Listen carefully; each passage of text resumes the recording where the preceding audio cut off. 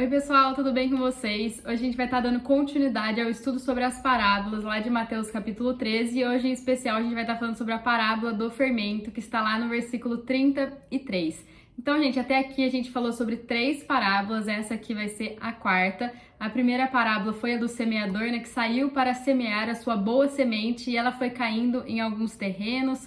A segunda parábola foi do trigo e do joio, né, que a gente viu que um homem semeou a sua boa semente, né, no seu campo, e quando seus homens dormiram, o inimigo plantou o joio no meio da sua plantação.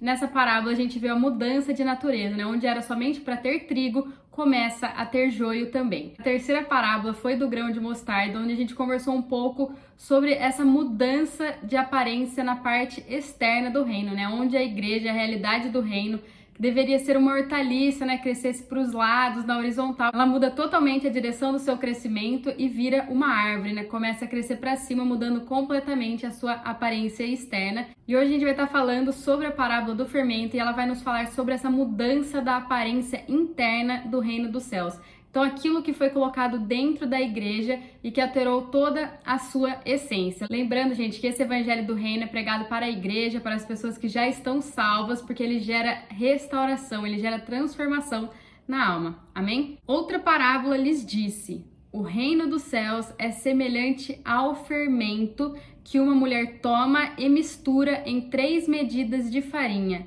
até que tudo esteja fermentado. Então, antes da gente começar a compreender, vamos ver os elementos dessa parábola, né? Então, essa parábola tem o fermento, tem a massa, né? Tem essa 3 medidas de farinha e tem também a mulher. Então, o que tudo isso significa? O fermento, né? O que a Bíblia nos diz sobre o fermento? O fermento é pecado, doutrinas erradas, religiosidade, e um pouco disso leveda toda a massa, né? O apóstolo Paulo, ele falou disso pra gente em 1 Coríntios, no capítulo 5, versículos 6 a 8, onde diz: não é bom o vosso orgulho, não sabeis que um pouco de fermento leveda toda a massa? Lançai fora o fermento velho, para que sejais uma nova massa, assim como sois sem fermento, pois Cristo, nossa Páscoa, foi sacrificado por nós, pelo que celebremos a festa, não com o fermento velho, nem com o fermento da maldade e da malícia, mas com os pães sem fermento da sinceridade e da verdade. Então a igreja, como realidade do reino, que tinha essa essência, que tinha o conteúdo dela, o Cristo, o pão sem fermento, agora ela está levedada porque a mulher introduziu um pouco de fermento nessa massa e essa massa inteira levedou. Amém? A massa, gente, é o corpo de Cristo, a igreja, a realidade do reino. E agora, que mulher é essa, né? Quem que foi que introduziu esse pouco de fermento nessa massa? Como a gente já viu no vídeo passado, as 7 parábolas de Mateus 13 se relacionam com as 7 cartas lá de Apocalipse 2 e 3. Então essa parábola em específico, ela está relacionada à igreja de Tiatira. Se a gente for lá para Apocalipse 2, versículo 20, vai nos dizer assim: tenho, porém, contra ti que toleras Jezabel, mulher que se diz profetiza. Com o seu ensino, ela engana os meus servos, seduzindo-os a se prostituírem e comerem das coisas sacrificadas aos ídolos. Então, Jezabel é esse espírito para deturpar as coisas de Deus. No vídeo passado, a gente falou um pouco sobre a igreja que casou com o mundo, né? A igreja de Pérgamo. Então, quando Constantino ele uniu a igreja com o mundo, ele se converteu e transformou o cristianismo na religião oficial de Roma, introduzindo milhares de falsos crentes no cristianismo, porque agora as pessoas elas passaram a se dizer cristãos para não ser mortas. Elas não tinham passado pelo novo nascimento, elas não tinham se convertido genuinamente, né? Elas não tinham tido uma experiência verdadeira com Cristo. Elas apenas, com medo de serem mortas, passaram a se chamar cristãs. E essa igreja que a gente está falando hoje, a Tiatira, foi quando ocorreu a apostasia, né? A igreja, a partir do século VI, foi o tempo das trevas da igreja, né, onde muitas doutrinas erradas, religiosidade foram sendo introduzidas dentro da igreja, onde eles tomavam como verdade, né, questões totalmente fora dos princípios bíblicos, e ai daqueles que falassem que estavam errados.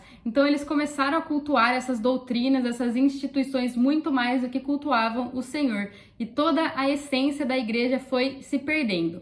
Então, vamos voltar agora para a parábola, né? Então, uma mulher, né, que a gente já viu quem é essa mulher, ela pegou um pouco de fermento e colocou, né, escondeu na massa. Então, Jezabel pegou o pecado, as falsas doutrinas, a religiosidade, a idolatria e introduziu no corpo de Cristo, que é a igreja. Então, por mais que aqui tenha sido uma quantidade pequena, né, tudo isso se transformou em um grande desastre.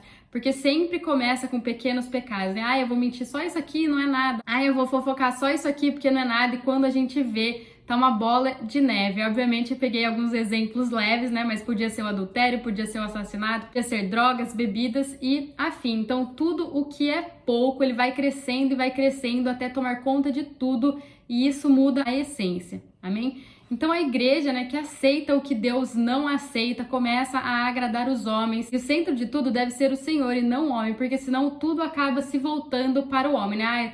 Do que eu gosto, do que eu quero fazer, do que eu não gosto, e isso sai totalmente da essência, que é viver uma vida de Cristo, né? É Cristo vivendo em nós, é crucificar nossas carnes, nossos desejos, nossas vontades, e se voltar inteiramente para o Senhor. E isso inclui renúncias, inclui pagar preço, inclui santificação, inclui sair da nossa zona de conforto, lutar contra a nossa própria natureza, e isso não agrada o homem, mas é a vontade de Deus que cada vez mais a gente pareça com Jesus. Então essas falsas doutrinas foram entrando e tomando conta da massa, e quando foi ver, já não tinha mais nada a ver com o corpo de Cristo, né? Esse corpo sem fermento, não tinha mais nada a ver com suas raízes judaicas cristãs, né? Perdeu totalmente a característica da igreja primitiva que nasceu lá em Pentecostes e assumiu características mundanas. Gente, eu não estou dizendo, né, de modo nenhum que Cristo não está no meio dessa igreja. Até se a gente for ver lá na carta, né, para Tiatira, a gente vai perceber que o Senhor está no meio dela, o Senhor anda por meio das igrejas, né? Ele conhece a obra delas.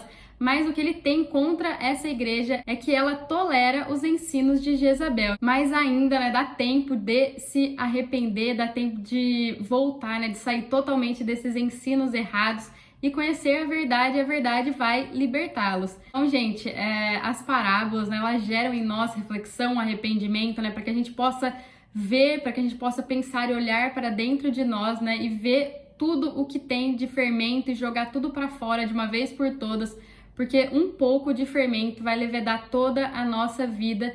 Então vamos focar muito mais na essência do que na aparência. Amém? Gente, então eu espero que vocês tenham compreendido essa parábola, né, que uma mulher introduziu doutrinas erradas, religiosidade, idolatria dentro da igreja e que tudo isso levedou, né, o corpo de Cristo inteiro. E a gente vai ver que no tempo de Cristo Jesus todas as coisas vão voltar a ser como elas eram. Amém?